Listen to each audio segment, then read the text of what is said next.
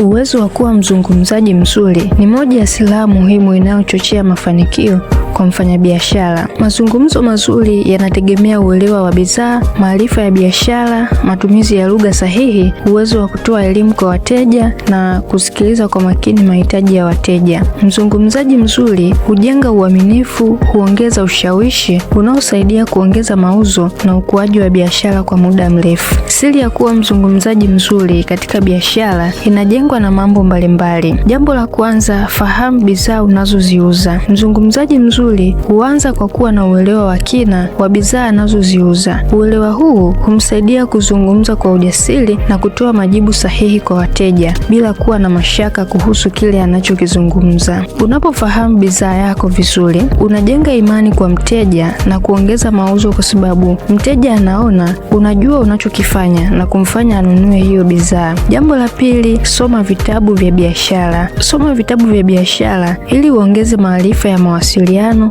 mbinu za masoko na uelewa wa tabia za wateja. Maarifa haya yatakufanya uwe na lugha nzuri ya biashara. Mzungumzaji anayejifunza kupitia vitabu huwa na mtazamo mpana na kujenga uwezo wa kushawishi wateja kwa maneno mazuri. Jambo la tatu, tumia lugha nyepesi. Matumizi ya lugha nyepesi humfanya mteja kuelewa haraka kile unachokisema. Lugha nyepesi huongeza uhusiano mzuri na wateja na kufanya ujumbe unaotoa kwa wateja ukubalike kirahisi. Jambo la nne, elimisha wateja. Mzungumzaji mzuri ni yule anayetoa elimu kwa mteja kuhusu faida na matumizi ya bidhaa au huduma anayouza. Elimu kwa mteja hujenga uaminifu wa muda mrefu na kumfanya arudi tena na tena. Jambo la tano, sikiliza mahitaji ya wateja. Kusikiliza kwa makini mahitaji ya wateja ni msingi wa mawasiliano mazuri kwenye biashara, kwa sababu kila mteja ana changamoto na matarajio tofauti. Unaposikiliza zaidi kuliko unavyoongea, unapata nafasi ya kutoa suluhisho sahihi kwa mteja na kuongeza nafasi ya mauzo kuongezeka.